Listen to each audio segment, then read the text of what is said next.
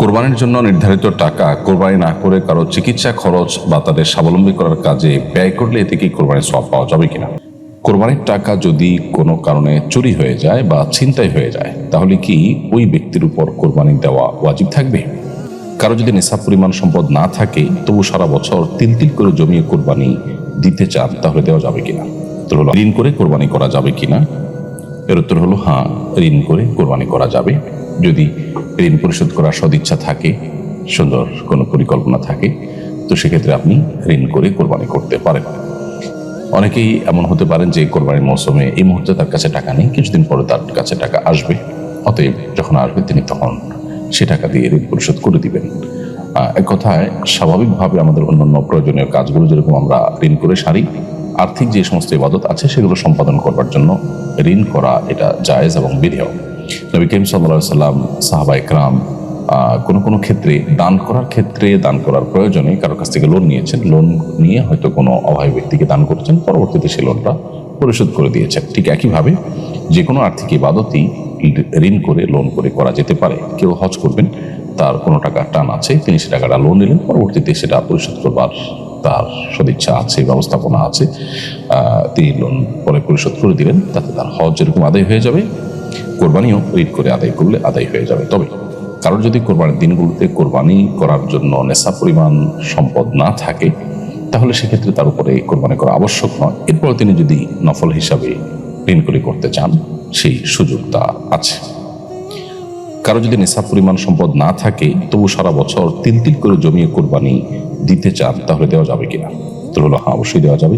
কোরবানি একটা ইবাদত, এর বিপুল পরিমাণ সওয়াব রয়েছে।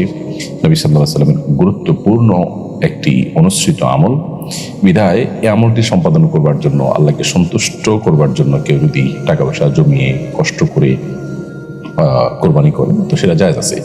কোরবানি অন্য 10টি ইবাদতের মতোই, যেগুলোতে অর্থকরীর প্রয়োজন হয়, সেগুলো অর্থকরী জমিয়ে মানুষ করতে পারে। যেমন আমরা দেখা যায় মাটির ব্যাংক ইত্যাদি করি, সেখানে ছোট ছোট অ্যামাউন্ট টাকা পয়সা, কয়েন ইত্যাদি জমিয়ে তারপর সেগুলো কোনো ভালো কাজে আমরা ব্যয় করি, কোনো দানের কাজে ব্যয় করি। ঠিক একইভাবে কোরবানির জন্য এরকম টাকা জমিয়ে কোরবানি করলে সেটি সম্পূর্ণ জায়েজ হবে, কোনো অসুবিধা নেই। কোরবানির টাকা যদি কোনো কারণে চুরি হয়ে যায় বা ছিনতাই হয়ে যায়, তাহলে কি ওই ব্যক্তির উপর কোরবানি দেওয়া ওয়াজিব থাকবে?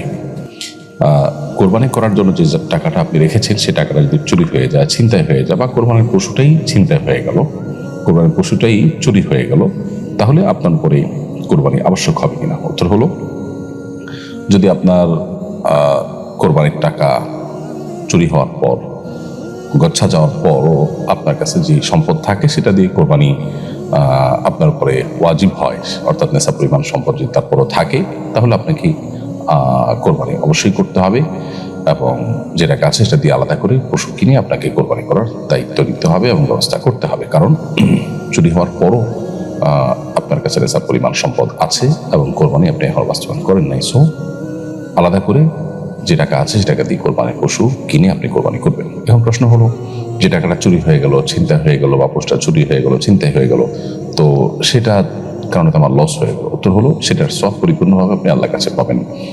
মান হাম্মা বিহাসানাতিন ফালাম ইয়ামালহা, নবী সাল্লাল্লাহু আলাইহি ওয়াসাল্লাম বলেছেন, যদি কেউ ভালো কাজে নিয়ত করে আর ভালো কাজটি করতে না পারে, তো আল্লাহ তাআলার পক্ষ থেকে তার জন্য কুতিবাত লাহু হাসানাহ, তার জন্য বিনিময় লেখা হয়ে যায়। অতএব আপনি কোরবানির জন্য 20,000 টাকা জমা রেখেছেন, কিন্তু টাকাটা চুরি হয়ে গেল, ছিনতাইকারী নিয়ে গেল। যেহেতু আপনি এটা ভালো কাজের জন্য রেখেছেন, ভালো কাজে ব্যবহার করতে না পারলেও আপনার এটা সেই অর্থে লস হবে না, বরং এর সব আপনি আপনার কাছে পাবেন। আর পরবর্তীতে নেশাব পরিমাণ টাকা থাকলে সেটা দিয়ে যদি আপনি কোরবানি করেন আলাদা করে, তাহলে সেক্ষেত্রে তার মূল সব তো আপনার কাছে থাকছেই। অতএব ইমানদার আসলে লস করবার মতো কোনো বিষয় এখানে নেই। দুই দিক থেকেই আপনি ইনশাআল্লাহ আল্লাহ তাআলার কাছ থেকে আজর লাভ করবেন। আর যদি চুরি বা গচ্ছা যাওয়া টাকা যাওয়ার পর আপনার নেশাব পরিমাণ আর টাকা না থাকে, ধরুন আপনার ছিলই 80-85 হাজার টাকা, সেখান থেকে 30,000 টাকার কোরবানির জন্য রেখেছেন, সে টাকাটা চুরি হয়ে গেল, তাহলে যা আছে তা দিয়ে তো আর নেশাব পরিমাণ সম্পদ তো আর নাই। অতএব সেটা কারণে কোরবানি আপনার উপর বর্তাবে না। তাহলে খোলাসা কথা হলো, চুরি বা গচ্ছা যাওয়ার পর যদি নেশাব পরিমাণ টাকা থাকে, তাহলে আলাদা করে কোরবানি করতে হবে, আর হারানো টাকার সওয়াব আল্লাহর কাছে আলাদা করে আপনি পাবেন। কোরবানির জন্য নির্ধারিত টাকা কোরবানি না করে কারো চিকিৎসা খরচ বা তাদের স্বাবলম্বী করার কাজে ব্যয় করলে এতে কি কোরবানির সওয়াব পাওয়া যাবে কিনা? উত্তর হলো, কোরবানি ছাড়া অন্য যে কোনো ভালো কাজে ওই টাকা ব্যয় করলে, কোরবানির টাকা ব্যয় করলে তাতে সাদাকার সওয়াব, দানার সওয়াব হবে, যে কাজটা করেছেন সে কাজের সওয়াব হবে, কিন্তু কোরবানির সওয়াব হবে না। কোরবানির সওয়াব আদায় হওয়ার জন্য অবশ্যই আপনাকে কোরবানি সম্পাদন করতে হবে। একজন ব্যক্তি যদি অন্যের নামে তার অনুমতি ছাড়া কোরবানি করে, তবে সেটি বৈধ হবে কিনা।